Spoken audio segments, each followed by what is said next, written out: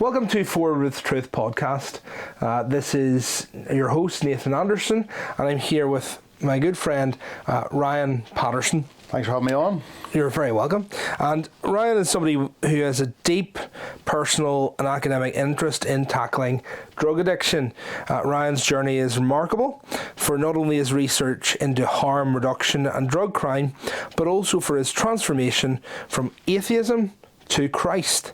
In this episode, we're going to explore Ryan's journey of faith, his thoughts on the shortcomings of atheism, and the critical insights from his research into drug policy and harm reduction strategies. So thank you very much for coming, Ryan. You're very, very welcome. Thank you for that kind introduction. Indeed. And we've known one another for quite a while. Yeah. You know, so, right, and the last time I saw you, you were a bigger figure. So how did you lose all this weight? And how much weight have you lost? 23 kilos. That is in about 9 months. Yes, I had a big birthday last year, so I decided that I would give my joints and my organs a bit of an easier time. Indeed. Mm-hmm. And you also do a bit of combat sports. Yes, jiu-jitsu. Jiu-jitsu would be my only sort of jiu-jitsu and a bit of gym. They'd be my only physical outlets. Never took an interest in any sports. Yes. Anything with a ball, I'm not interested in. Just you play the man, not the ball. Yes, exactly. No ad hominem. Yeah. Very good. Well, no, Ryan, thank you very much for coming. And so, Ryan, I'm just going to ask you a question. Get straight in. Can you tell us about your background and what led you to adopt, say, an atheistic position earlier in life? Yeah, people's childhoods are incredibly important in shaping who they become and the kind of lifestyle that they adopt. My early years were I suppose, very, very typical for the community that I grew up in. I suppose very unexceptional. I'm the eldest of four. I grew up in a unionist part of Belfast. Two very devoted, loving parents. Had a very happy childhood. No negative memories whatsoever. Two loving parents who got up every morning, worked hard, and just provided the best they could. We had absolutely no religious influence on us when we were kids. And my parents had minimal religious influences over them. Maybe in their early years they did, but certainly in their adolescent and early adulthood period, no religious influence really at all. So, my early years had no real encounters with, churches or practicing Christians. Suppose school would have been the only gateway to access to any religious figures. The minister would come in from the local Presbyterian, maybe for school assemblies, carol services, things like that. They would be the only times, despite the high saturation of churches, that we had in my part of Belfast. They would have been the only times that I would have had any reason to attend or any involvement with real Christians.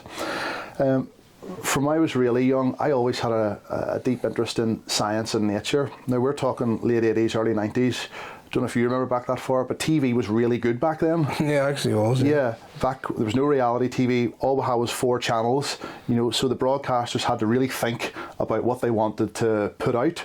So documentaries were very good. Yes, the documentaries. That's what I really, really enjoyed. What I really liked watching. There were some brilliant programs on back then. Tomorrow's World.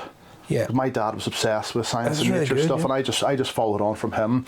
Channel 4 had a brilliant one called Equinox. I don't know if you remember, and they were just excellent, science and nature documentaries. But the cream of the crop, the guy, was David Attenborough. And I loved everything that David Attenborough said and did. Whenever we saw on the TV guide, there's something Attenborough on, we needed to make sure we all sat down and we watched it. So I really, really loved his nature documentaries, and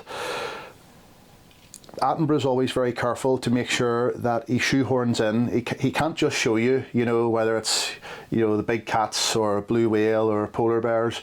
He can't just show nature for what it is, and explore, the habitats and the struggles and the survival and the adaptations and the tricks that these creatures come up with to survive. He can't just, film that, document that, and present it to you. Every single show, he always shoehorns in a few minutes where he talks about the origin of these living creatures, and he always explained it from an entirely naturalistic, evolutionary process, that how everything, every living thing in the universe has a shared ancestor that we can trace back, through various methods, DNA, fossil record, etc. And that's very compelling when you're a young person, watching an authority establishment figure tell you that. I was only, 6, 7, 8, 9, 10, and on what basis would I have to say anything to the contrary, to such an estimable person as David Attenborough? So I would say from my very early years, I would have taken on, a completely,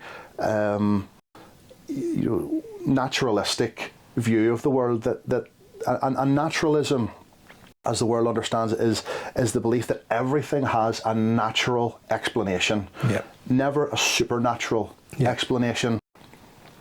Now, there wouldn't really have been any, guiding figures, to point me towards atheism, but just as a natural consequence of taking on this sort of naturalist, materialist, philosophy that I just absorbed from the culture, the natural next step to that, probably my very early teens, would have been that of atheism, because nothing had presented itself to convince me that there's any alternative explanation other than the prevailing cultural naturalism that probably still pervades British and Irish society. Which is interesting, because I think a lot of people would have had this idea that the culture is Christian. It's purely Christian, but what you're saying is your experience of growing up through the media and watching media, and presumably through an education system as well, that your experience was secular. So there was the religion was not really a big part of your upbringing. There was obviously your parents had no background in it, so there was nothing then directly from your parents. But media and schooling then presented you this sort of secular, naturalistic explanation of the world. Yeah, absolutely. And we as a society, we can pull the ladder up behind us if we want to. I believe that Christianity is responsible for some of the great progress and development and civility that we've enjoyed in society. And I think that Christianity did get us to that point, and we then pulled the ladder up behind us to cut off succeeding generations from absorbing that culture and absorbing its benefits. But yes, I do think cultural Christianity is important, and I do think that it's important that even though we have many people in society aren't believers, they still, even implicitly, do live up to and follow Christian values. They still want the Christian requirement for order and civility in society because it benefits them. Well, we might come to that in 1 minute, but just we'll hold fire on that just for now. But what is interesting is you're saying that, and I think the reason for raising this, and the reason I think this is important, is that we sort of have this sort of narrative out there that people going to school, you're just bombarded with Christianity, whereas what you're saying was you found more bombarded with secularism. Sure. Yeah, that's sort of what. Sure. Okay. Particularly in broadcast media, I don't remember seeing anything. I remember all we had then was TV. Yeah. And maybe a bit of radio, but I never bothered with the radio that much. I know a lot of people would have been more interested in radio just for the music content. Yeah. But the broadcast media, bar songs of praise, which I was never remotely interested in. No, and it was always on a Sunday in the middle of the day, which you wouldn't be interested. Of course. Of course. You're probably playing PlayStation or something, or Nintendo. Yeah, sure. So in the main interface with the culture, which was TV at the time, there was nothing presenting me any kind of what I would have considered a viable alternative to materialistic naturalism. Okay, so with that then being your base, and that being your experience of life, what sort of then prompted you to then start doubting, questioning atheism, and ultimately what sort of made you leave that and turn to Christ? Was there a specific moment? Was there, maybe just tell us a bit more about that. Yes, it would boil down to one specific moment when I was about 17, maybe 16, about to turn 17. Because of my interest in science and nature, technology, I did computing science and biology at A level. And I remember one afternoon, and there was a really significant difference in detail between GCSE and A level biology.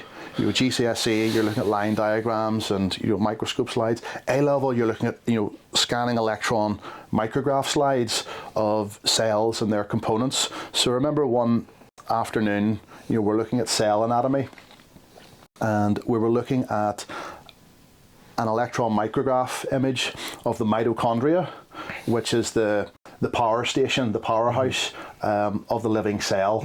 It breaks down the ATP molecule into ADP, and that releases heat and energy. It powers your entire system. It keeps you and I at 37 Celsius.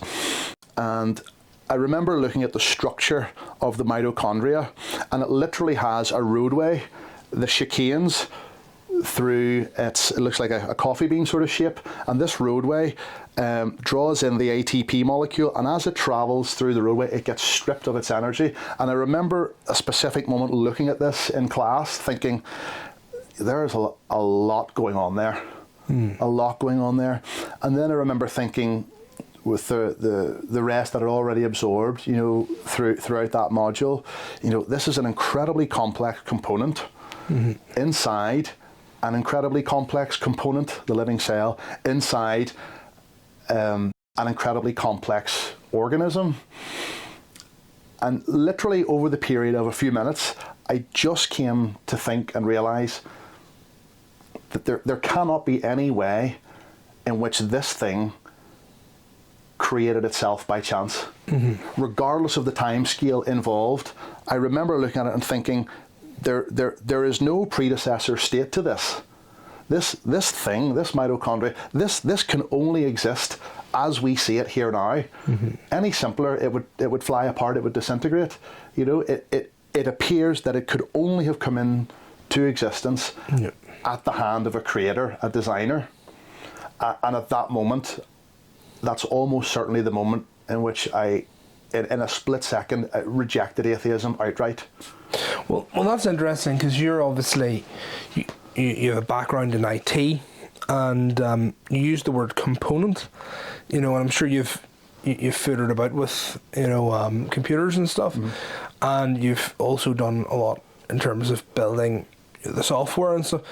And do you see the same sort of design work in computers as you did in the mitochondria? Yeah, well, there are significant comparisons that can be made. They're both code-based systems. They're both information systems.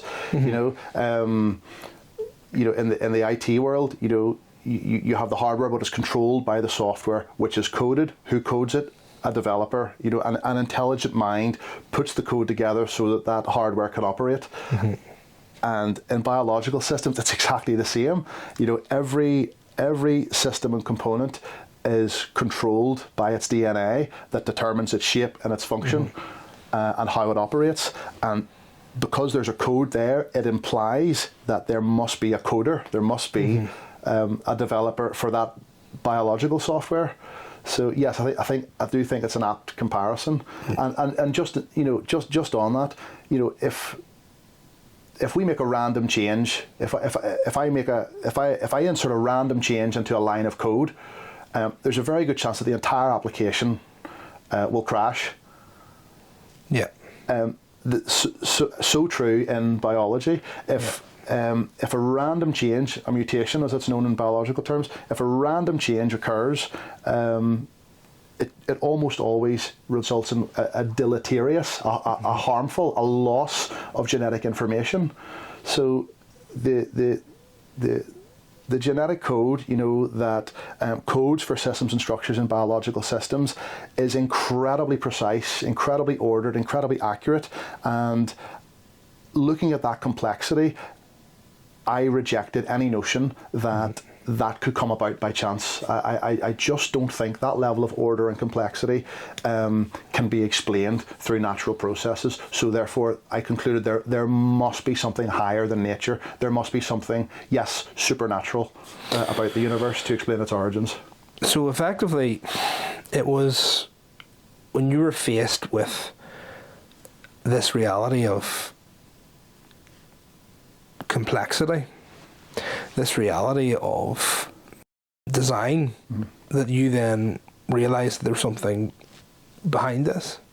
Well, then, how then did that get from a belief in a designer to a specific belief in Jesus as that designer? That process was much more difficult than the initial revelation to me. Yeah. The initial understanding that there is a creator, because at that moment, which is interesting, because that's the opposite of C.S. Lewis. Yeah, isn't it? Yes.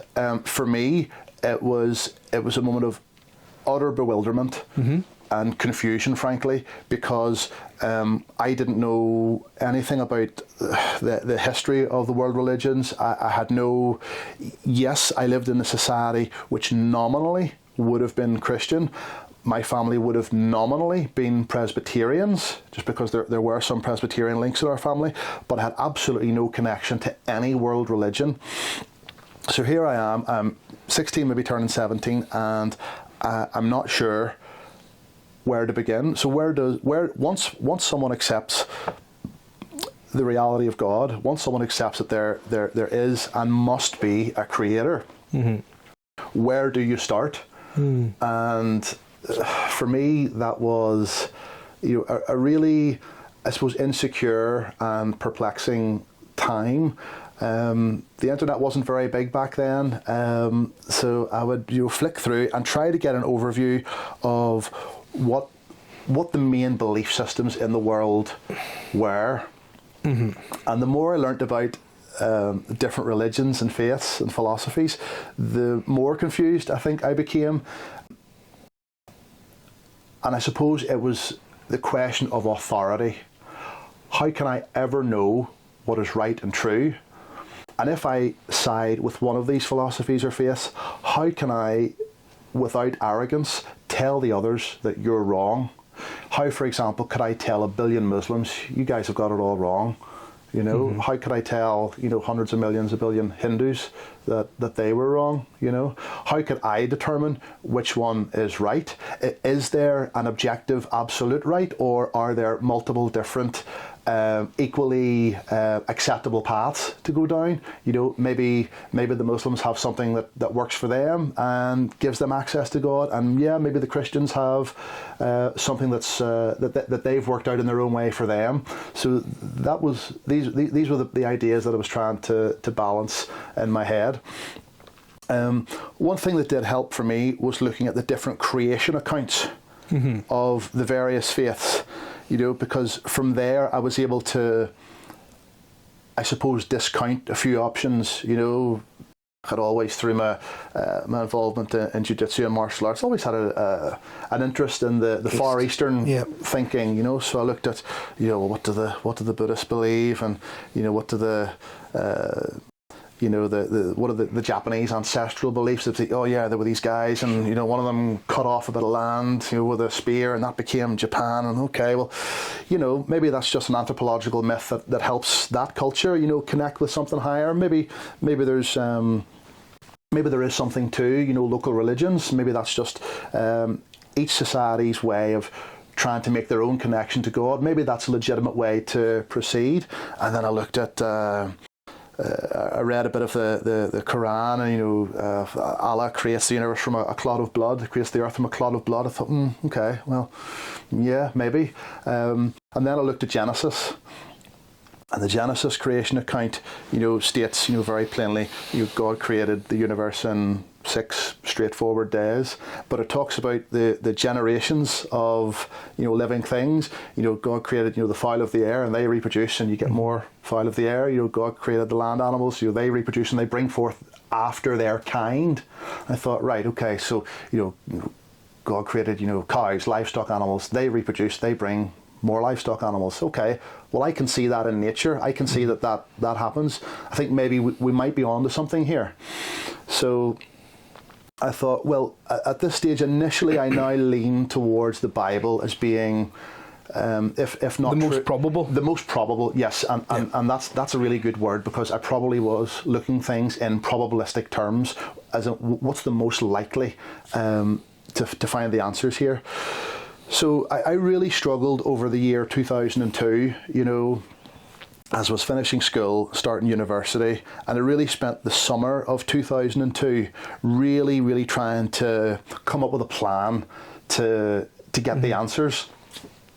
And I remember I had never really delved into the things that the world has to offer until I turned 18. I never drank until I turned 18 because it was legal. That was just that was just sort of the moral framework that I was brought up with. You do the right thing, just don't hurt anyone. Just be the best kind of person that you can be. That was the innate morality that was sort of driven into us when we were kids. So yeah, I didn't dabble in partying or drinking until I was 18, and I fell into that sort of crowd at school. And then that was only for a few months. But I remember going out in town, and this was the summer of 2002. I was 18, and I was going through the town with a few pals, and we bumped into a couple of street preachers in the city centre. Yeah, sure. And really, really, really pleasant, cheerful fellows. And I remember one of them asked me, and he said, "Are you saved?" And I didn't know what he meant. I didn't know what it was to be saved. I didn't understand the question. But I remember thinking, well, if I don't know if I am saved, if I don't know what being saved is, that means whatever it is, I'm probably not. So I said to him, "No, I'm not." And then he said to me, and I'll never forget, he said, "If you're not saved, you can't get into heaven." Right. And that's the only thing I remember that guy saying to me that night. So I thought, right, okay. And that then introduced a sense of urgency. And I thought, right, well, do I have time? Can I think about this for years upon years upon years? Is that time even given to me? I could be hit by a car, I could be struck down by illness. You never know what's going to transpire in life. So that was quite a worrying summer for me, as I thought, well, yes, I do have to find out the truth, but I also have to find out the truth as soon as I possibly can.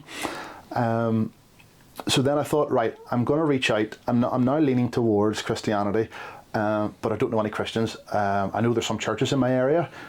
Maybe I'll go to one or some of them. The thing is, you're from Belfast, and you think of the amount of churches in Belfast, and you don't know a Christian? I knew one. You knew one? I knew one, yeah. Okay, but even then, it's still it's fascinating to me that your experience of Christianity is very, very limited. Mm-hmm.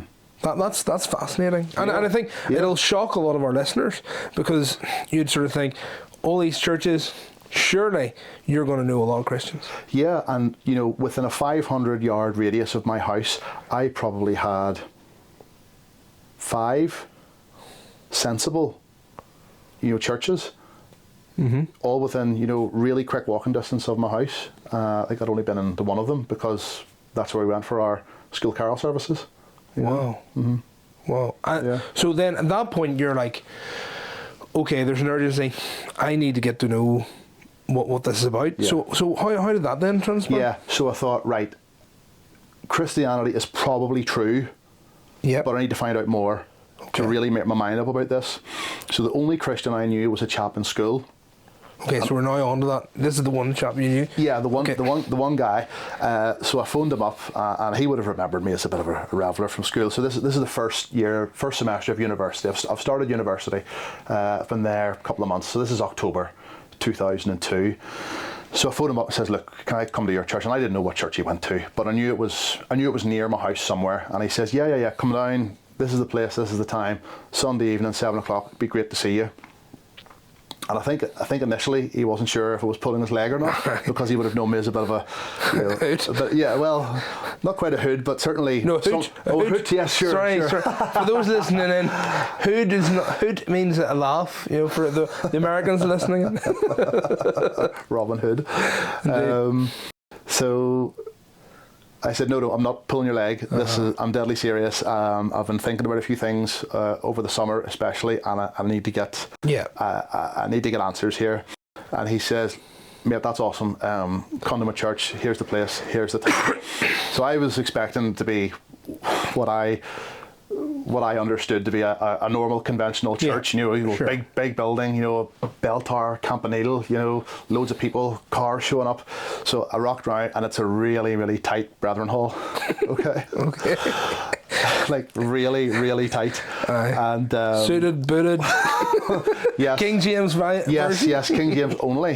Yes, they received autographs. Yeah. And I think I rocked up in a pair of jeans and a top. I thought, oh gosh, right. But lovely, lovely people. All 8 of them. On a Sunday night, all in their best. Lovely, lovely, lovely, friendly, really, really delightful people. And I remember they had this wee fiery Scottish preacher, because the brethren, they're elder led, and it'll be one of the elders, or there's a big tradition of bringing in visiting speakers to give out the gospel message at the gospel meeting. They don't have services; they have meetings in the brethren on Sunday nights. So yes, I remember over a period of a few weeks just listening to this wee Scottish man, and this is one thing you really have to credit those assemblies with. It's impossible to go to any of their meetings and walk out without a super clear, straightforward knowledge of who you are, what your sin problem is, where you stand before God, and what God has done about this problem and what's required of you. You can't walk out of any activity of theirs without coming away with that foundational knowledge. Which is very important for somebody like yourself, because it's interesting. First, you had this sort of general sense about who God was from looking at creation. You're then getting more specific because you're reading the written word, but you need to have then a person to explain this to you, and they're very clear in explaining this to you. Yeah, sure. Now, this is obviously more than half my life ago, but this is how I remember it now. Looking back, how much of this have I, sort of retconned into this? I'm not too sure, but as I remember it, this experience for me happened over a period of 3 Sunday evenings. Yeah. In that wee gospel hall. And the wee Scottish preacher, he made it really clear, look, there is a problem with the world. Okay, and the problem is not the circumstances that we've been put in. We are not a product of our society. In any part of the world, any civilization, in any place, in any time, bad things always happen, and people always do bad things. He says you don't have to be taught to steal. You don't have to be taught to lie. You will innately and naturally do these things selfishly. Okay, dead on. Maybe another week goes on. Okay, well, what's God done about this problem, this sin problem that we have innately, from Adam, our first father? Well, what's God done about this? Well, who is Jesus? Why did Jesus come into the world, and why did he die on the cross? And I always had, a cultural knowledge. You would always have drawn pictures, of the stone rolling away at Easter time in school when you were in primary school. Always had this knowledge of. Like I remember in being P2, P3, drawing these horrific, crayon drawings of the crucifixion, with Jesus on the cross and the dying thieves beside him. I always had an understanding that yes, there was a man called Jesus. Yes, he did die, but I didn't get why. I didn't get why this was such a, an important factor of Western civilization. So I think it was probably about the second week that I went, he was really explaining the death of Jesus Christ to take away the sins of the world. Week 1 I understood, yes, we have a sinful nature that we can't do anything about. Week 2 I understand, okay, this Jesus is the Son of God. What does that mean? How is he the Son of God? how can he be the Son of God yet also, part of the Trinity? But Jesus, came to earth as a babe in the manger, lived, taught, and died, lived a sinless life, and died for the sins of the world. Okay, he died for the world, died for the sins of the world. Okay, well, what does that mean? Does that mean I'm good now just because he has come and died? And then the third week, that's when it really became personal. Now, I don't know if this wee preacher had been able to single me out. I don't know if he knew or if he got any kind of feeling about where I was. I don't even remember any conversations with him, but it was like that third week I was the only person in the room with him, and he made it super clear, this is a personal relationship. This is Jesus' death on the cross was for you as an individual, yes, and for the rest of the world, and for anyone who will accept that. But this is a gift of God given up for you on the cross. That Jesus' sacrifice on the cross was for your personal salvation. And just quietly at the back of the hall, I thought, right, well, if that's God's plan of salvation, and that satisfied God, then surely that's enough to satisfy me. Yeah. Surely if that satisfies God the Father to have a reconciled relationship with Him, to have your sin forgiven, put behind you, and restore you into a right relationship with Him that gives you purpose for the rest of your life, if that satisfied God the Father, then surely that will satisfy me. And I would just describe it as a moment of quiet clarity and quiet understanding in the back of a wee gospel hall. And in that moment, I accepted that gift and came to faith and accepted Jesus Christ as my personal Saviour, not just as an abstract, yes, Jesus died for the sins of the world, I'm somehow involved in that, I somehow get some of that. No, it was a deeply personal, one-to-one relationship. And it just felt to me that this is on offer to you now. This is a free gift. Don't turn this down. And at that moment, I became a Christian. Wow! So, you started off with this, as we say, general knowledge that there's somebody's created this component in us. Yeah. Somebody's created us, and then you're now coming to the point where not only is he personal, not only does he exist, but he wants to know me personally. Yeah. And he wants to enter into a relationship with me.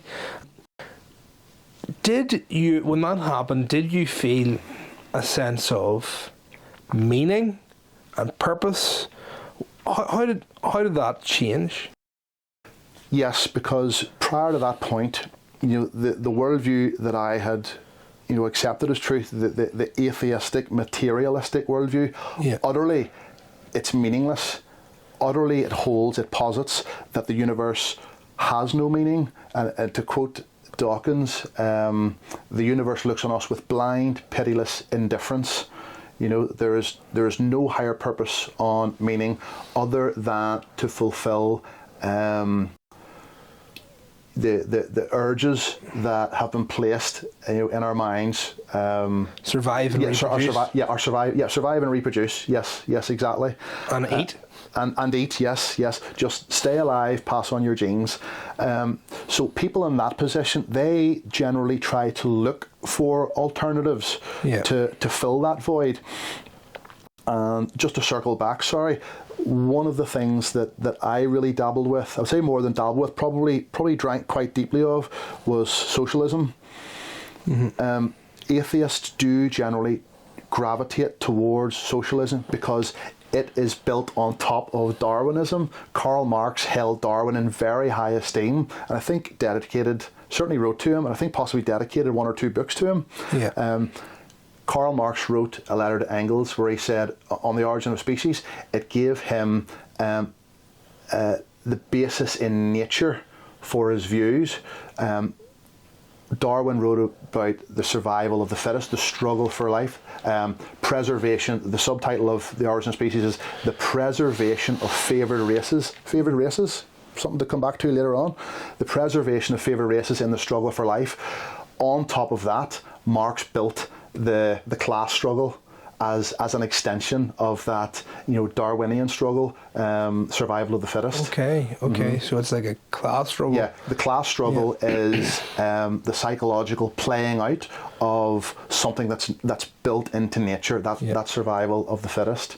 So and as the socialist worldview, the redistribution of wealth and resources, the creation of this Leviathan state is the academic construct to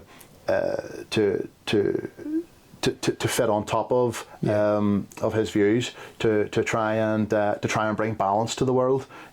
So I thought that there's two big problems in the world.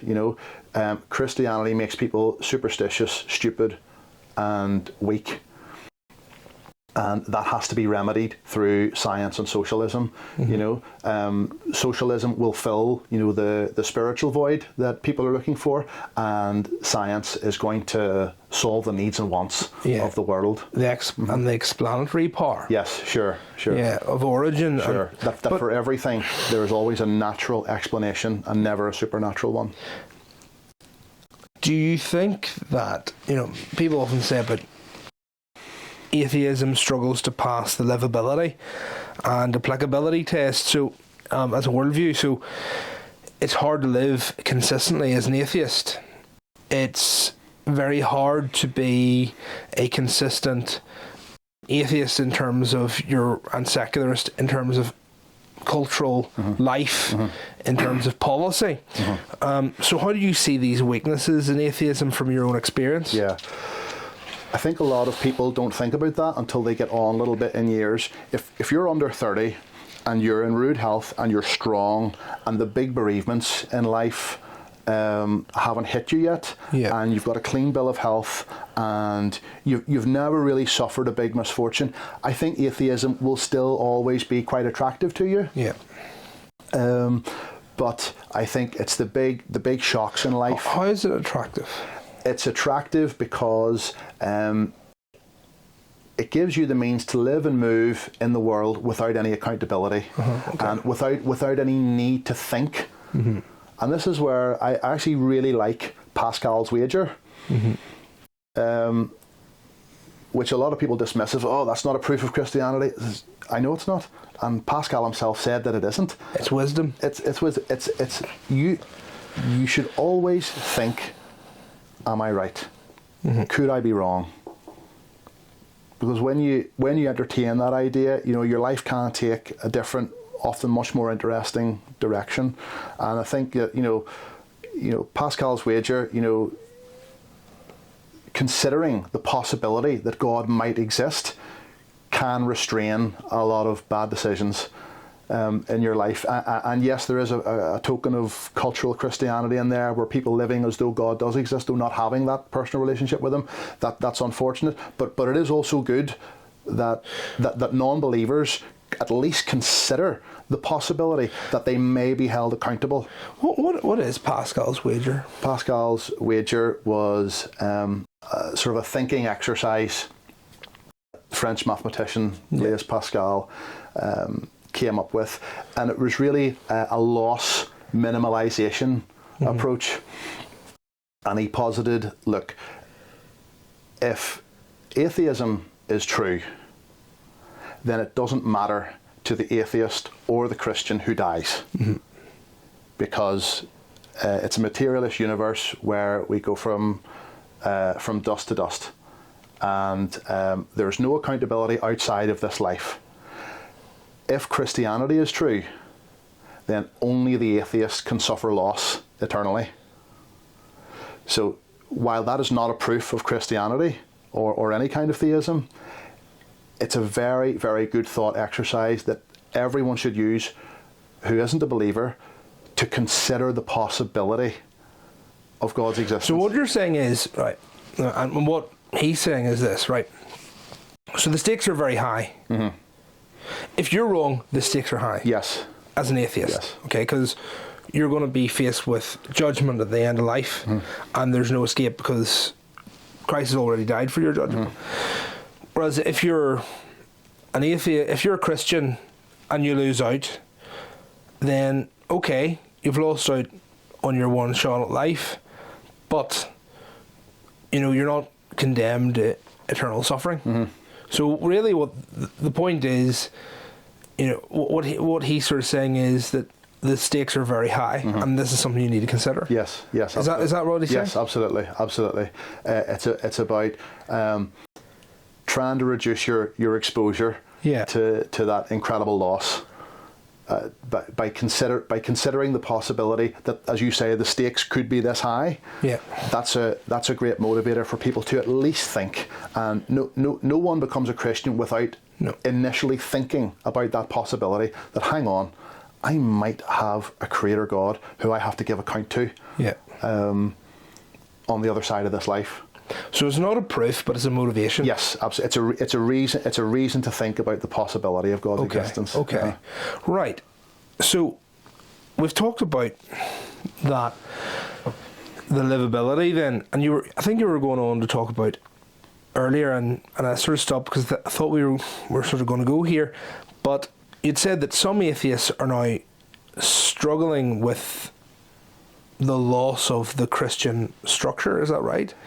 Yes, and that's a timely question because we have seen some figures in recent months and years who have been attacking Christianity so long, have been successful in their attacks, and the retreat and withdrawal of Christianity from society and the civic sphere, only to find out that other ideologies have moved in to fill the gap.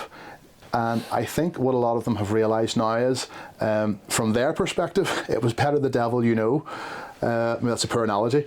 That actually the cultural Christianity that we were attacking actually gave us a civil and protected basis and a rights-oriented basis on which we could voice our opposing views. There was no pogrom against us. We weren't hunted down, whereas as Christianity retreats, nature abhors a vacuum. Other ideologies are going to move in, and it's interesting how a lot of these, and I think we're talking about the same people. Let's look at Richard Dawkins. Okay, he was the guy that when we were growing up, when we were teens, 20s, he was the big figure for atheism. There were others. There were the Four Horsemen, but all of the Four Horsemen that are still alive, the two of them, both of them are now scrambling for the fumes of Christianity that they tried to quench. It's quite interesting. Yeah, like I said before, as a society, we've pulled the ladder up behind ourselves, and those freedoms, those rights, those long-held rights that were given to us by Christians, many of whom make great sacrifices to secure them. We've pulled up the ladder behind ourselves, so we're not passing that on to successive generations. So we're leaving ourselves exposed to these new ideologies that are beginning to pervade our society, and ideologies that aren't going to stop with those concessions. They're going to demand more and more. And they have a radically different view of humanity, a radically different view of culture, and as you say, rights. But I think what's also interesting as well is even on that sort of base level of culture as well, and in terms of livability and atheism, it seems to me that individuals can become atheist, but cultures can't.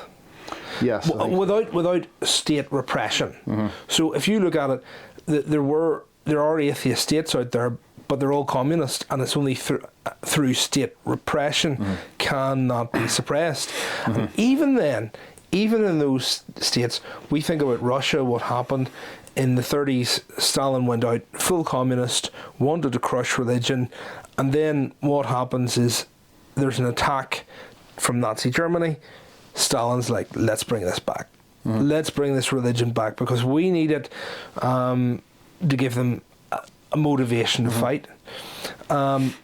Which is quite interesting because even though, and what was interesting was, even despite all of the repression, suppression, as soon as Christ was allowed back in the door, or God was allowed back in the door, all the people that had some sort of religion before it brought him back instantly. Just on a curious side note, Stalin was studying in a Georgian seminary. That's right, to enter ministry in the Orthodox Church until he read The Origin of Species. Really? And then he rejected his theological training and jumped in with the Bolsheviks. Right. Mm-hmm. Okay, no, I didn't know that. Yeah. I didn't know that. But yeah, so that was the. But I mean, that is interesting. And I think we are seeing this crisis of meaning. We're seeing this crisis in the West, and individual morality is breaking down. I mean, like what you were saying there about your family was very interesting. Your family you were taught to be a moral individual, law-abiding, but a lot of those moral decisions, those ways of being, unbeknownst to you, unbeknownst probably to your parents, they were a Christian morality. Yes, and that is why I do think that cultural Christianity is still very important. I think that it's important that the non-believers in society still adhere to cultural Christianity, because it forms the basis of a civic society that can thrive and progress, where a worker is worthy of his wage, where people see the value of getting up in the morning and contributing. I think these are natural outworkings that we see in Christian societies. And as much as I do hope and pray for the individual conversion of each person, each cog in society, it's still very important that we maintain an overarching cultural Christianity. Yeah, because everyone benefits. Everyone benefits because and we got to realise that human rights, the idea of human rights, came uniquely from a Christian West. Yes. And not just that, but even science, as we've seen it today, came. And that comes from the biblical understanding of being made in the image of God. That gives a unique and inherent dignity to every single person. And God is affronted when those rights are taken away from where they're best laid out in the commandments, where we have those rules of interaction between each other, the boundaries not to cross, and it regulates our relationship with God as well. That way for man to relate with man and God, keeping those ideas central to the culture is essential for a healthy society. Yeah. So we've talked about how people are searching for meaning and fulfillment in this sort of secular world where people have to construct their own identity, because ultimately there is no fixed objective morality, no fixed objective meaning in the absence of a belief in God. So people often then turn to harmful behaviours like drug use to fill that void. So I'm just interested to delve into your work on harm reduction and drug addiction, because you've looked into this and you've done a bit of study into this, and it ties closely to this theme of human longing and brokenness. So can you give us an overview of your dissertation, because you've done a dissertation into this, and what motivated you to focus on harm reduction and drug addiction? Yeah, well, first of all, I would say, just as an observation, life's hard. Yeah. Life is hard. Life throws up enormous difficulties to a lot of people, and everyone has their own unique story, and some people suffer more than others. Some people are presented with difficulties, orders of magnitude higher than others. Some people get it relatively easy in society, although everyone suffers to some extent in some capacity. To some extent, it's understandable that some people are going to seek escapism through substances, whether that's alcohol, but increasingly in the last 20 years, people have been turning to drugs over alcohol, because the supply has increased so massively. And access, I'm sure, has been easier to get to. Access has been much easier, yes.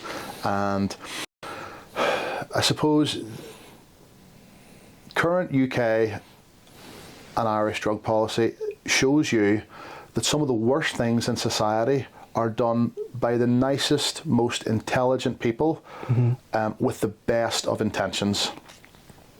And one of the great intentions to try and solve this drug problem has been harm reduction. And harm reduction is a philosophy that really gained notoriety in the early 60s, mid-60s in the West, where we thought, look, the action we've taken against drugs, needs to be, and back then there was still quite a punitive approach taken to possession and supply of drugs, but just with the change in eras, the cultural changes that came in the 60s and 70s, where a lot of new ideas were looked at, harm reduction is something that was seized on. And sort of the central philosophy of harm reduction is that we should try to minimise the harms that go along with drug use without putting a strong requirement on the person to stop that harmful activity. Okay? This became really prominent during the injecting crisis, the heroin crisis, during the late 70s, early 80s, as a result of the instability in the Middle East, with the Soviets taking in over Afghanistan. This allowed a real freeing up of the opium producers to send their product westward. So all of a sudden, there was a massive oversupply of heroin hitting the streets of the cities in the West. And the health agencies were overwhelmed with overdoses and the infections and the needle injuries that came from this injecting drug behaviour. Yeah. So a few of the health trusts, and this was specific to Liverpool in the sort of early to mid 80s, they tried to come up with strategies to mitigate the harms. I think their starting philosophy was flawed. They started with the philosophy that we can't stop this drug use. Yeah. So we're going to have to accept that it'll now be part of the culture. And I think that's how you lose drug wars. When you accept that something, when you accept the status quo, that nothing can be done, you accept that you're in a bad situation for which there's no end, and you have to try and make the best of it. But nonetheless, just because of the progressivism of the thinkers at the time, the first needle exchanges were introduced, and that was a particularly British idea. So what would happen is that addicts could come to these centres and receive clean needles, and to stop them from reusing needles, which was causing a massive spike in HIV, hepatitis, and other bloodborne viruses. And the theory is, with a little bit of coaching, they could inject themselves, causing less injury to themselves, and through management of the drug dosage, they could prevent overdoses also. So the theory was that, by reducing the harms, maybe we can reduce the amount of drugs that people are going to take. The exact opposite happened, because what people soon realised was that these harm reduction centres are reducing the risk of drug taking to us. Now, when you reduce the risk of something, you reduce the fear of consequences in people's minds. So people who would initially have been fearful of taking drugs because of the consequences started to take drugs and became addicts. And this is my central opposition to any kind of harm reduction. It doesn't just apply to our drug policy; it applies to anytime you hear that phrase. For example, this is just a short segue. Condom distribution, to teens, young teens. The training in schools, young girls, and young boys get, about contraception. That training and the distribution of those items induces risky behaviour. Yes. Okay. So think about it. In the mind of the young person receiving this, the message they're taking away is that these things, and this information reduces the risk of promiscuity. Yeah. And what do you get as a result of that? You get more promiscuity. So you get more teen pregnancies, you get more STIs. because it increases the amount of sexual activity that young people are having. So true in our drug policy. It significantly increased the number of people taking drugs, the quantity of drugs, and the length of time that they are addicted to them, and the drug harms that come with them. So it's proof that some of the nicest people in society with the best intentions can be the most harmful to us.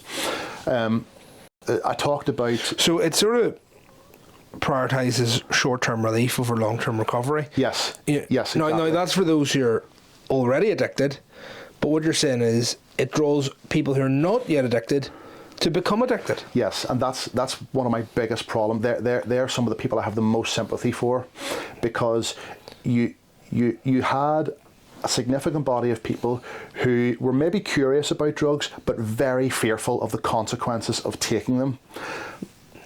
The harm reduction facilities that popped up all over the UK all of a sudden gave them a means to take the drugs in what they perceive to be a safer manner, ignoring that drug use itself is extremely harmful. Yeah. So this hit home for me when I was very young. I don't know if you remember the case. This was in the early 90s. There was a girl called Leah Betts, and she took ecstasy. It was the first time she'd ever taken drugs. She went to a rave. I think she was 17 or 18. She took ecstasy on a night out, and one of the consequences of MDMA, of ecstasy, is that it's an antidiuretic. It's hard to expel liquid, and it made her hyper. She was dancing hard. She drank a lot of water, couldn't expel it, and her brain swole and cut off its blood supply, and she died. And her mother, very courageous woman, she decided that she wanted something good to come from her daughter's death. So she was on life support. She was brain dead, and they were about to turn off her life support, but her mother took a photo of her in the hospital bed, brain dead, with tubes going up her nose and down her throat, their tongue relaxed, sticking out of her mouth, and that was on the front page of all the papers, and it was in the news. And I remember I was probably 8 or 9 when I saw that, and I just remember looking at the image, going, wow. And that image made me so scared of ever taking drugs that I never ever bothered, because I thought I could end up like Leah Betts. Yeah. So the fear of bad consequences has stopped me doing some really stupid things in life, and I think the fear of bad consequences stops people all over the world from doing really stupid things that can wreck their lives and wreck other people's lives, and that applies to all aspects of life. Fear of being unfaithful to your wife. Fear of doing that dodgy business dealing that could come back and harm you. Fear of wrongdoing and fear of the consequences of wrongdoing is one of the most powerful motivators against it. Yeah. And this is my real moral argument against harm reduction. It reduces and takes away the fear of drug use, and in the process creates thousands, maybe hundreds of thousands more addicts. The harm from that behaviour ripples out, destroys families, destroys societies, and places enormous strain on health and justice budgets, which affects the whole of society. So this thing, done with the best intentions, has been enormously harmful to British society over the last 40 years. So what about the whole issue then of needle exchanges? Now, I've read your dissertation, and it seems that needle exchanges reduces the spread of disease, and it normalises injectable drug use. How do you address that tension? Between, say, right, we want to do our best for the addict, but we also want to make sure that we're not creating a culture, and we're inducing other people to start engaging in risky behaviour. Well, that culture word is important. I think once something becomes cultural, it's incredibly difficult, almost impossible to stop. For example, alcohol's been part of our culture for millennia. I don't think we'll ever be able to, although really significant stabs have been made at it, with quite a reasonable amount of success in the past, because it's so culturally entrenched. I don't think we'll ever migrate to a society which is alcohol-free. I don't think we're quite there with drug use yet. We are getting there with cannabis, slowly, but I do think there's still time to prevent drug use becoming, a culturally accepted phenomenon in Britain. And my big problem with needle exchanges, you are giving people the equipment to put drugs in their veins. They may not have been able to, and you're training them on how to do it properly. If you hadn't done that, yes, some people would use dirty needles. Yes, some people would get their training on the street, but a lot of people wouldn't. I would argue many more people wouldn't, because the fear of a bad infection, the fear of an overdose, is such an inhibiting force that they wouldn't have bothered to begin with. I think one of the challenges, I know this isn't necessarily what your research looks at, but one of the challenges, but I've seen it in other sort of environments too, is one of the challenges, there's charities that run these sort of interventions, and I'm not saying just needle exchange, I think it's true generally. They have an innate interest in bringing forward papers and pressure to say, no, this is needed because we're helping people here. And I think that's also a big problem in terms of how this debate is run, because you've got the charities which have an interest to continue doing what they're doing, and in a sense they need, and sort of a sadly perverse sort of motivation, because they need to have the crisis to continue doing what they're doing. Yes, so I temper my thinking on that. Harm reduction begets more harm reduction. Okay. So when a society introduces harm reduction, normalises drug use, reduces the risk, reduces the fear of drug use, more people take drugs. Okay. More drug problems flow from that. What's the solution? More harm reduction. And the problem spirals and escalates. So and that then creates, because you then suck more people into the harm reduction industry, you create a powerful lobby behind that as well. Because harm reduction still has this culturally humane aura about it, and it's very difficult to get people to see through that, to see through what it is, an enabler of drug consumption and the drug crime that necessarily follows that. On the flip side of that, if you're a volunteer or even a minimum wage worker for a harm reduction charity, you are, in my estimation, I hold you in very high regard, because you're clearly an earnest-minded person who wants the best for people. It's just very difficult to make those people realise that what they're doing, yes, you are preventing some bad things from happening. You're definitely stopping some people getting bad infections. You're definitely preventing some overdoses. You are saving lives, and I suppose that is good, but you're encouraging many, many more people to start on a path that they never would have done had your services not existed. You're encouraging, you forget that, yes, getting an infection is bad, overdosing is terrible, and needle injury, not nice, but drug use is incredibly harmful on its own. Forget about all those side harms. Drug use is destroying every system in your body. It's eroding your mind, and it's removing you from society as a potential useful person. If you reach a tipping point in your addiction where you'll never be able to be a functioning adult again, and harm reduction workers, without realizing it, are keeping people trapped and entrenched in their addictions. They bring in addicts who would never have become addicts, and they prevent addicts from getting into proper recovery and living an abstinence oriented life. How does that work with the likes of Methodone? Methodone followed I suppose we should probably explain what methadone is, and just because there might be people here who don't know what that is. So, yeah, sure. So the methadone's really considered that the flagship. And the UK was a world leader, firstly on needle exchanges, and then with methadone. And again, it was the city of Liverpool, because of its economic deprivation during the 80s, was particularly susceptible to the injecting drug crisis.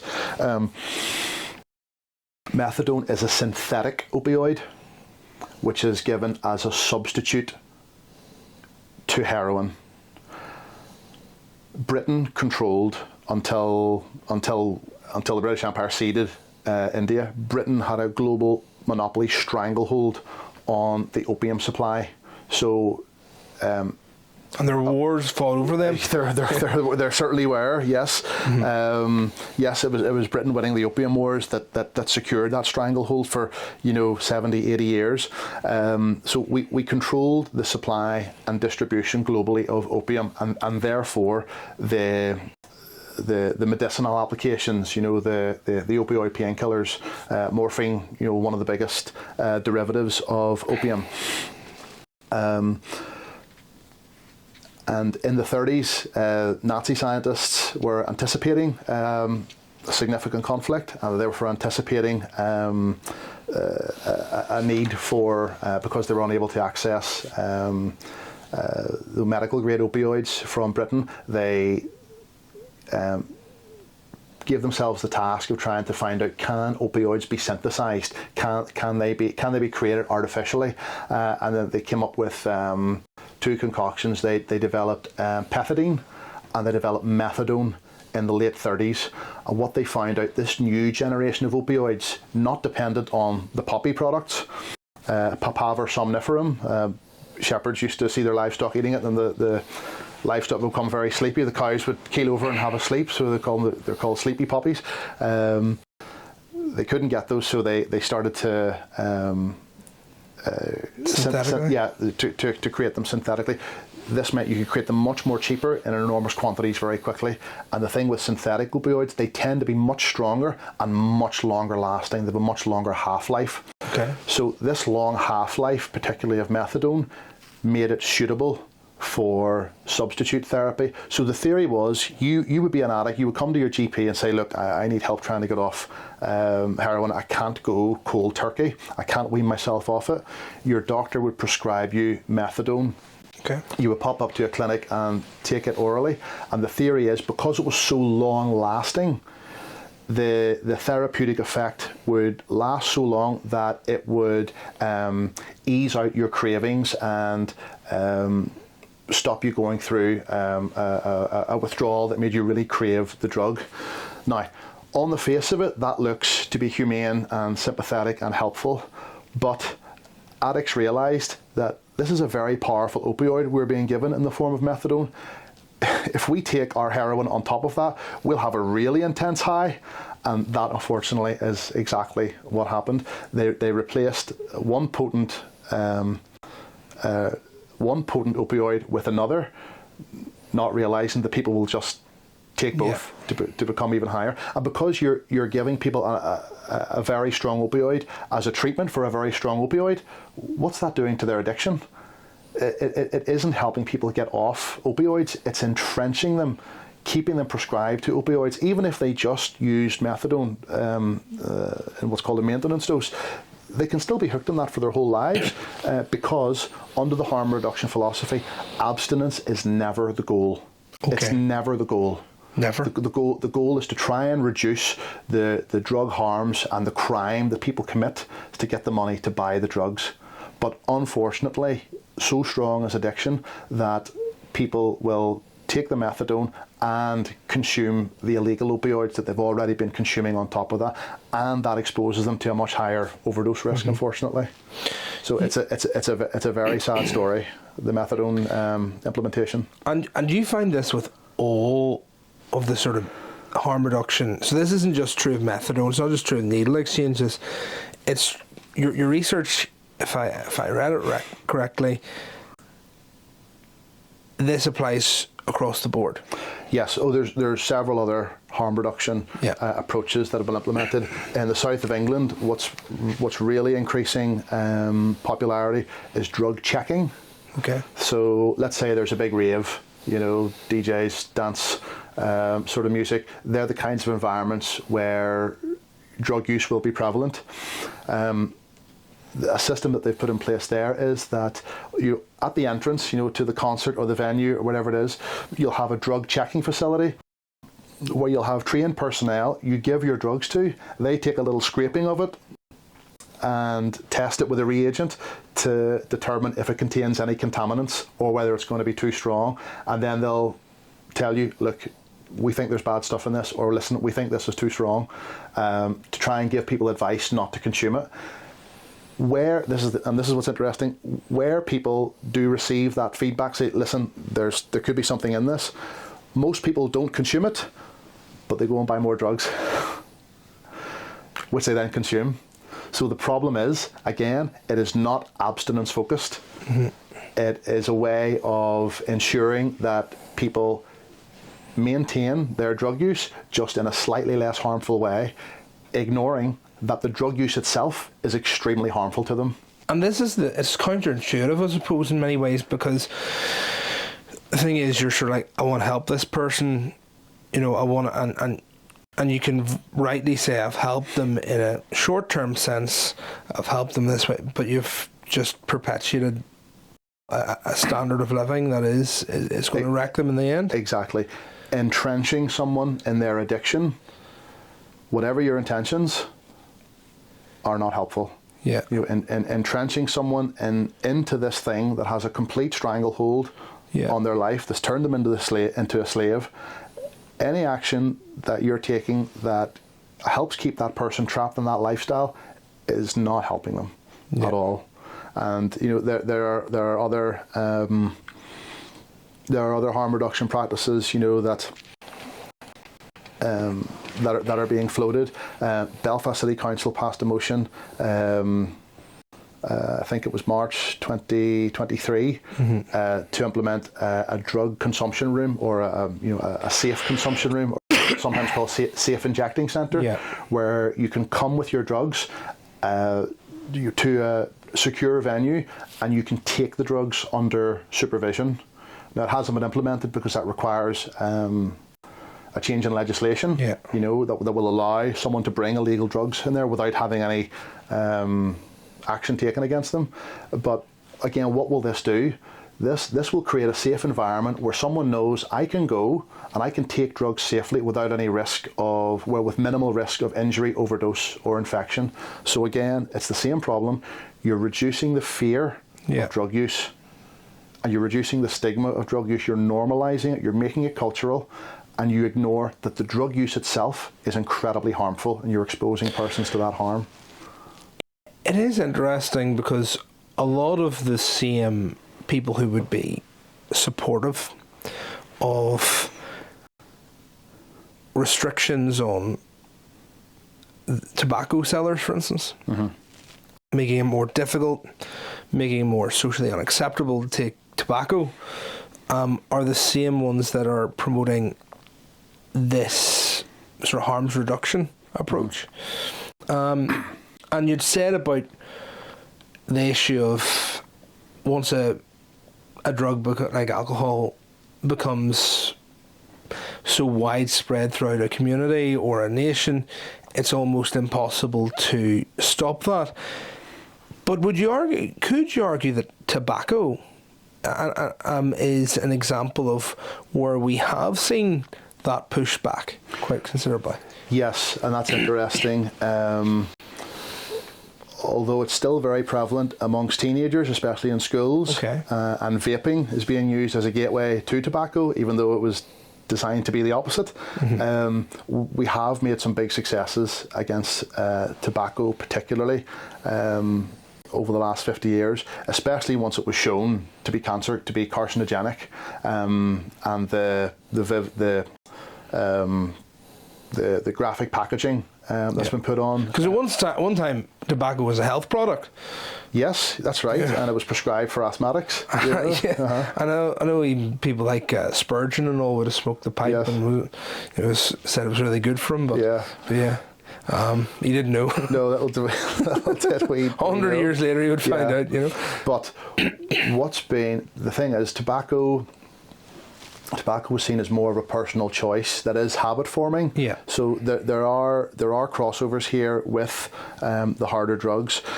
The big thing that worked against tobacco was that it became stigmatized. Okay. It became to be seen as a filthy habit.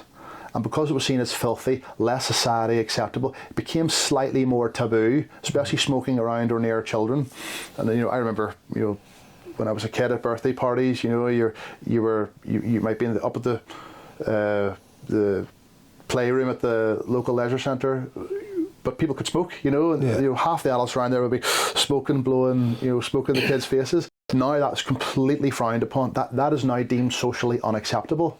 I remember as well, it's funny, like they used to have this, they used to not have any difference. You could smoke wherever you were in a cafe, and then it became, you had the smoking section and the non-smoking section. Yes. But of course, that was ridiculous anyway, because the smoke would just come out. Yes, but same atmosphere. But eventually they came in, pushed that out, smoking, didn't they?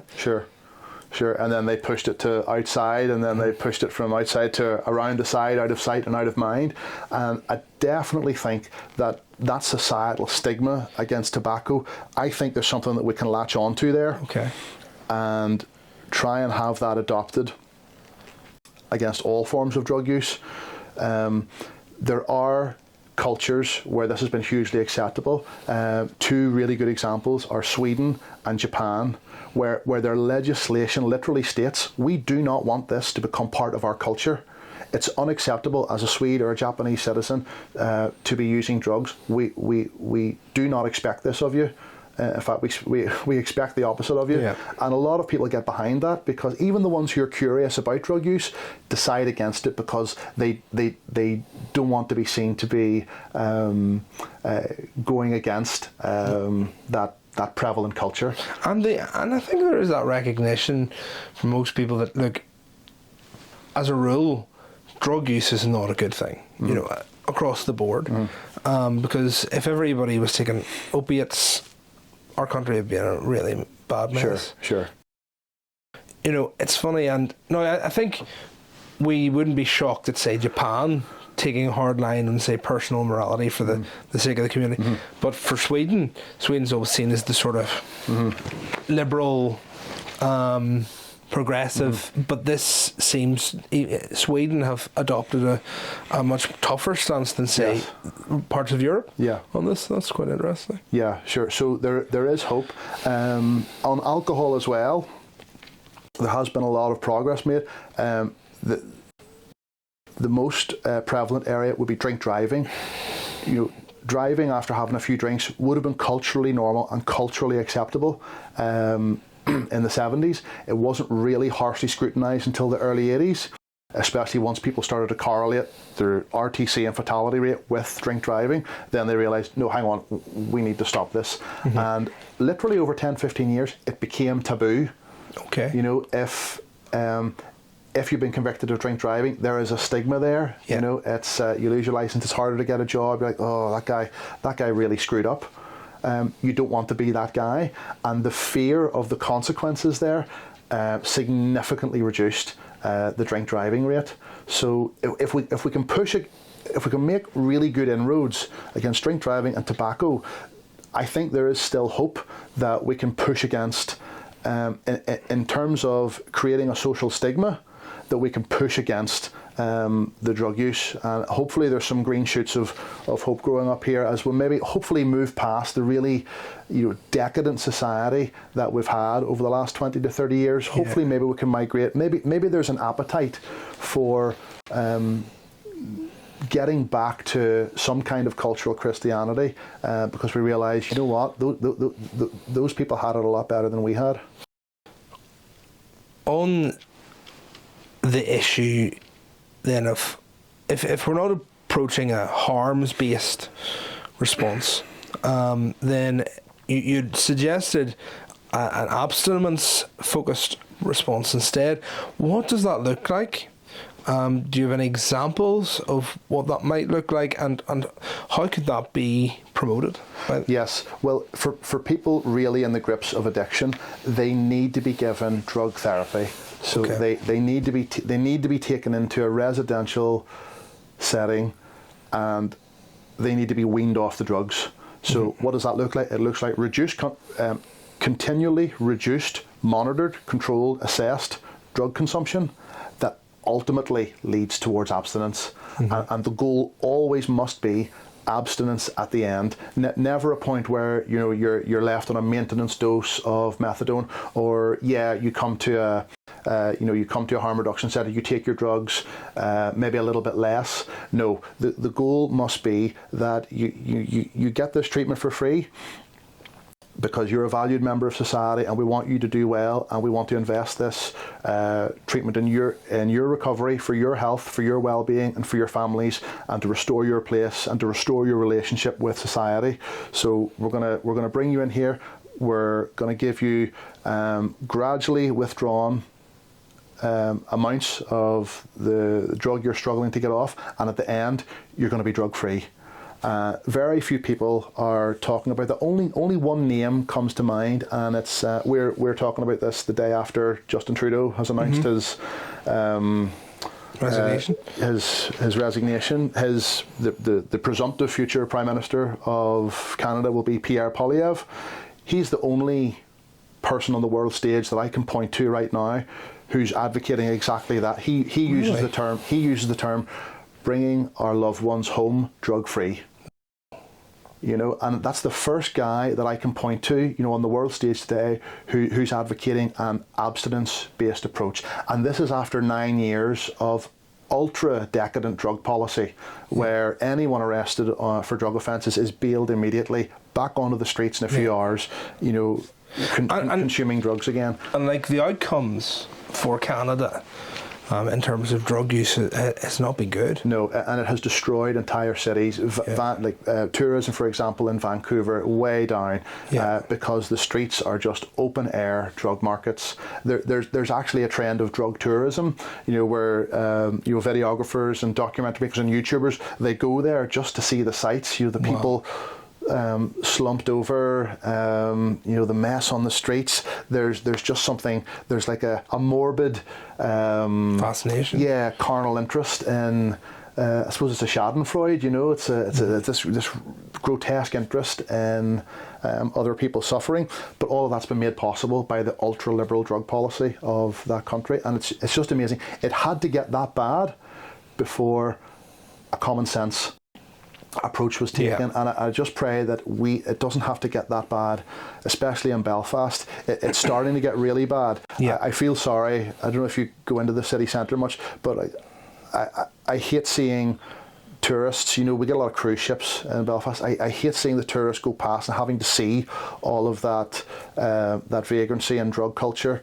It really runs down the character of cities when you have that liberal drug policy. It does, and as well as that, like we had on Pastor Madden, and he's doing a lot of work there with people in the city, but like each person you see there is a broken life, and they've got a family, and dear knows the sorrow that whole families are being devastated. And the problem is as well, I know people who are going into the city centre. There's people who are high, and they're getting attacked by these people who are in a drug-induced trance, effectively. It's bad for everybody. And remember, drug addiction removes you from that pool of useful people in society. So you can't work, you can't hold down a job. No. If you want drugs, you're gonna have to get money from somewhere. You'll spend your benefits, and once that's gone, you will revert to crime.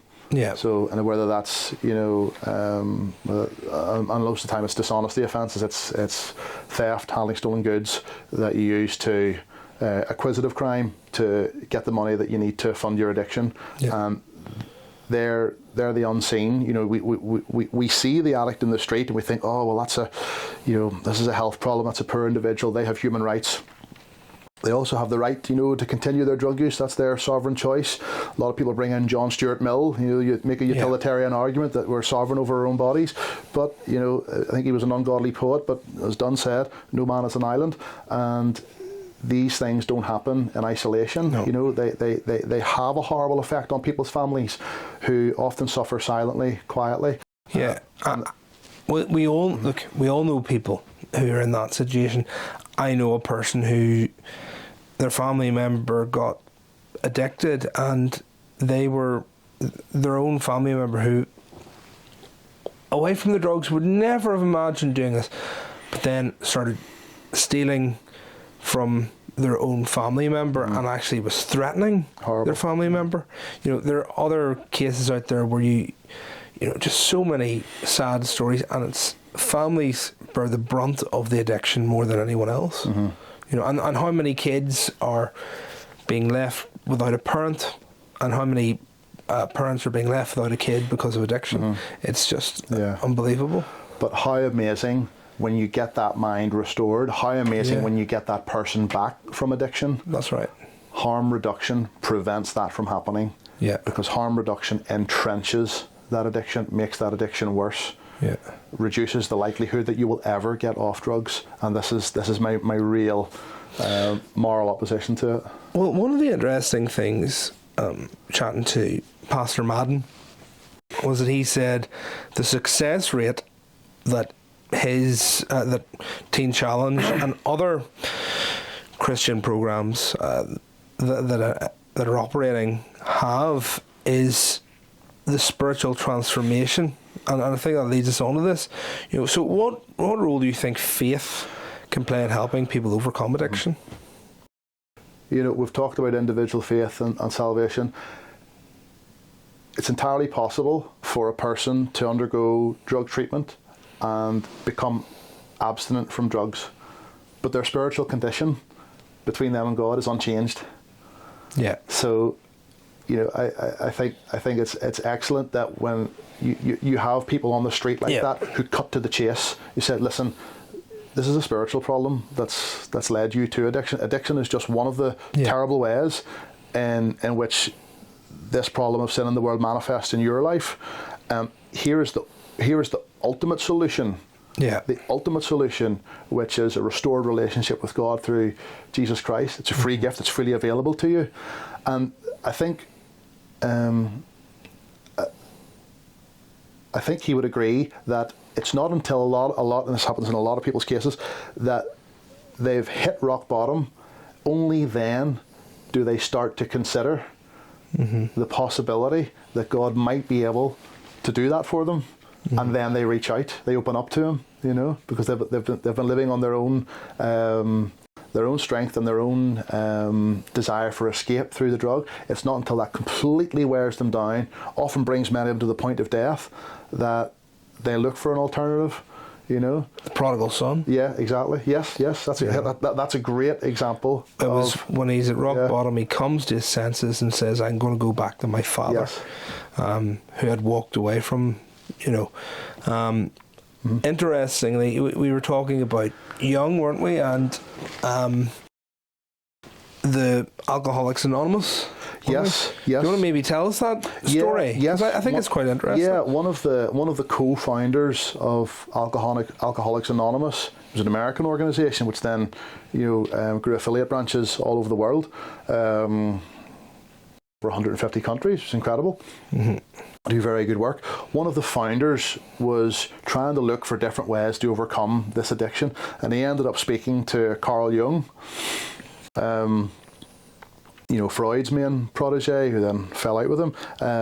And Jung, by the way, is not a Christian. Certainly not a Christian. Certainly not. A believer in God or a consciousness. God or the concept of God. Interested in a lot of mysticism, but he was also a clinical psychologist and would have dealt with addiction an awful lot. And after trying to help this man, try to come to up with some strategy, he gave up and he said, there's absolutely nothing I can do for you. He said, the only thing that's going to help you is some kind of spiritual conversion. Okay. And then the chap, I think his name was Foster, can't remember exactly. He then, through his own process of discovery, became attached to an evangelical church and became a Christian, and went cold turkey, just got off the drink by coming to faith. And because of his experience, now unfortunately, the Alcoholics Anonymous organisation, didn't adopt that Christian strategy. But they incorporated significant components of it as part of their 12-step program. One of which is the acknowledgement of God or a higher power, and I suppose they did that to open up Alcoholics Anonymous to people of all faiths and none. The higher power. If you're an atheist, can be nature or some other philosophy. But for most people, their understanding of the higher power is going to be God. Thankfully, and especially in a society that's residually Christian, most people are going to latch on to the God of the Bible. And then another step requires surrendering to that higher power. So that idea does dovetail into a lot of Christians' conversion stories where they've accepted that, hang on, my life is actually in God's hands. If I instead of trying to manage my problems through this escapism of alcohol or substances, if I surrender to Him, maybe He's going to have a better way for me. And I think that does explain a lot of the sobriety cases that organisation produces. Yeah. Well, I think that probably leads us on to another question of, and as we wrap up, many of our listeners might be, there's maybe some out there are struggling with addiction or searching for meaning. What would you say to somebody that feels lost or empty? Yeah, that unfortunately, it's our natural condition because of our sinful nature. From our birth, we are cut off from God until we have our relationship with Him restored. Yeah. And that offer for a restored relationship and a renewed mind, which is promised to the believer. Romans 12. We don't conform to the world, but by the renewing of our mind, we can have that through a restored relationship with God through Jesus Christ on the cross. And God promises sanctification to the believer. He promises an ongoing work of the Holy Spirit to bring us more and more in line with the only perfect man, Jesus Christ. That our desires are going to be less conformed to the world and more conformed with the mind and will of God. You'll never be able to do that on your own. You might be able to make some progress. You might be able to get off drugs entirely on your own strength. But unfortunately, as much as that should be celebrated, your spiritual condition won't be changed. Your relationship with God won't be changed. You have to have that restored relationship with God on His terms. And that's not through your own efforts. It's through what Jesus did on the cross. He died for your individual sins to wipe your slate clean and have your relationship with God restored so that you can have fellowship with Him. Then you get access to the Holy Spirit who intercedes in your life and changes your direction and gives you the strength and abilities to live out the plan that God has for you. And life will become so much more interesting for you when you do that, because you're waking up every day knowing there's a plan in place. There's a plan in place for me. What do you have in store for me today? You'll get up with a spring in your step. You'll be able to hold down a job. You'll be able to go into work knowing that every day I'm working for God, and that is so much more interesting and meaningful.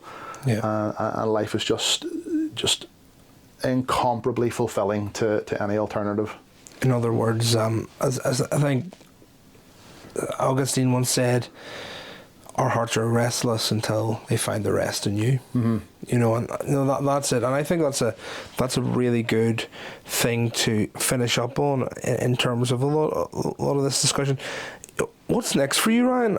Are you planning any further work into this area in investigation? Are there other ways you're using your experiences to inspire others, or are you maybe going to look at something else without telling your competitors in the academic world? Sure.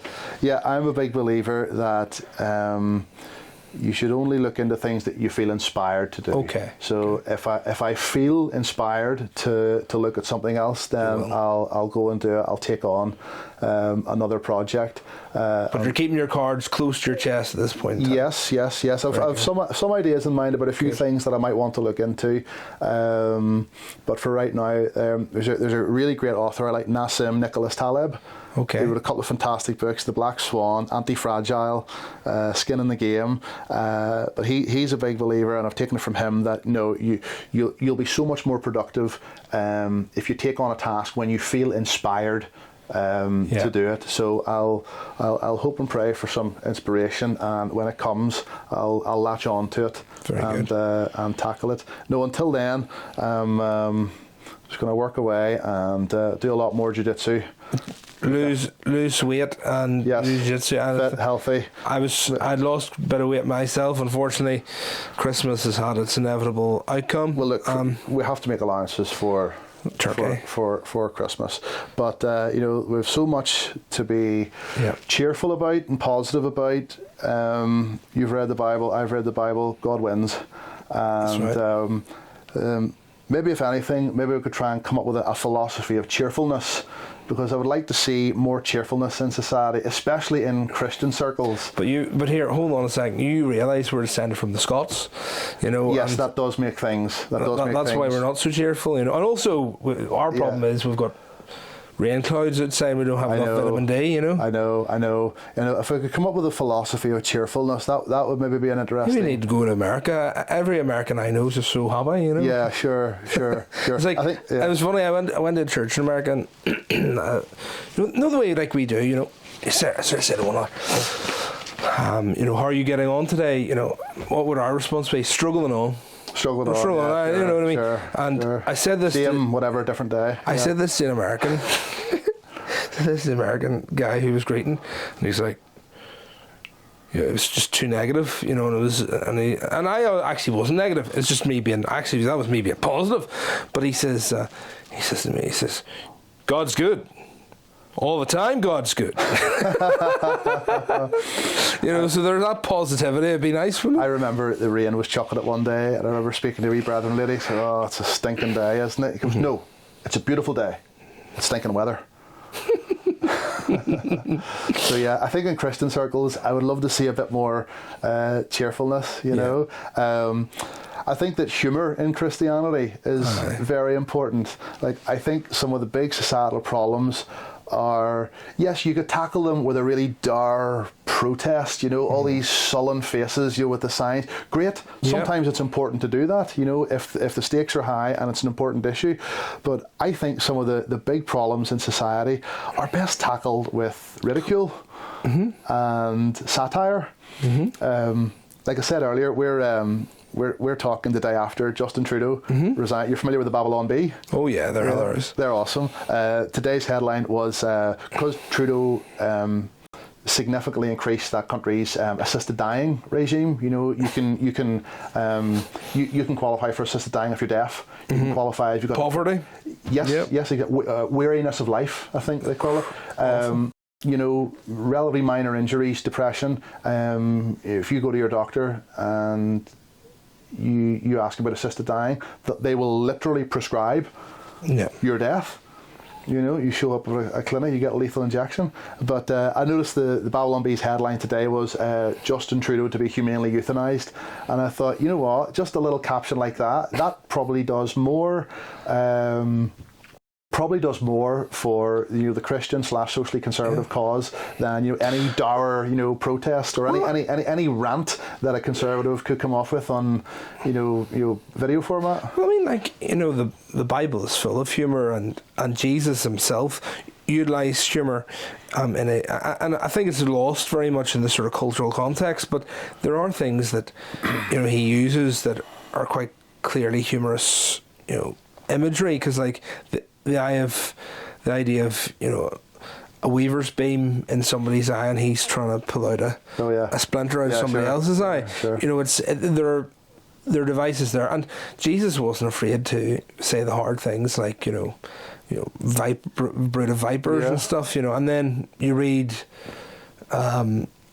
Elijah. You know, Elijah's making fun of the prophets of Baal. So there are times, there are places where biblically satire is the way to do it, and also it's sometimes just needed. We just need a bit of a laugh. Yeah, don't we? sure. Good Christian meme. You know? Yeah, well, it would have been cool to have memes in the first century. You know, sure. But look, Ryan, thank you so much for sharing us your journey, your thoughts, your study. You know, I'd just encourage listeners to reflect on those themes about, you know, God's existence and how God has a personal relationship for us, and not just a personal relationship for us, but meaning and purpose in our lives, and there is recovery, and it's possible. It's possible, and not only possible, but it's also that whole idea. Something I'm going to be reflecting on as well is that whole idea of, you know, in terms of policy as well, it's about not trying to manage the problems in our policy, but actually sort and resolve the problems. You know, so Ryan, is there anywhere we can find your research, or not at present? Watch this space. Watch this space. Well, that would be a really good place, and when you do, let us know, and we'll send that out to people. So, look, that's just such an amazing thing to conclude on. In Christ, there is hope, rest, restoration. Yeah. And maybe just as a tonic against any silly ideas, I'll maybe close with my favourite verse. Okay. This verse really jumps out at me, Colossians 2:8.